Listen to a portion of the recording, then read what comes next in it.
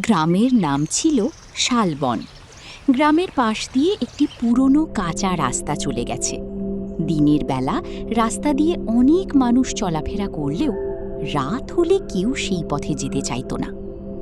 এক রাতে রফিক নামে এক যুবক বাজার থেকে বাড়ি ফিরছিল। অনেক রাত হয়ে গিয়েছিল। আকাশে চাঁদ ছিল না, চারপাশে শুধু অন্ধকার। হাঁটতে হাঁটতে সে হঠাৎ দেখতে পেল রাস্তার পাশে সাদা কাপড় পরা একটি মেয়ে দাঁড়িয়ে আছে। মেয়েটি মাথা নিচু করেছিল। রফিক ভয় পেলেও সাহস করে জিজ্ঞেস করল, আপনি এখানে একা দাঁড়িয়ে আছেন কেন? মেয়েটি কোনো উত্তর দিল না, শুধু ধীরে ধীরে রাস্তার সামনে হাঁটতে শুরু করল। রফিকও তার পিছনে হাঁটতে লাগল।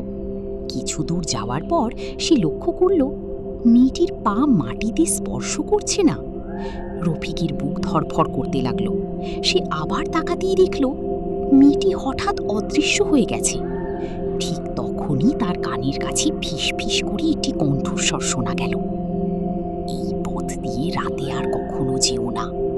রফিক পিছনে তাকালো, কিন্তু কাউকে দেখতে পেল না। সে দৌড়ে বাড়ি ফিরে গেল। পরদিন গ্রামের বয়স্কদের কাছে ঘটনাটি বললে তারা জানালো, বহু বছর আগে ওই রাস্তায় এক মেয়ের দুর্ঘটনায় মৃত্যু হয়েছিল।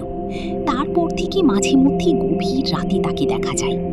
সেদিনের পর রফিক আর কখনো রাতের বেলা সেই রাস্তা দিয়ে একা যায়নি।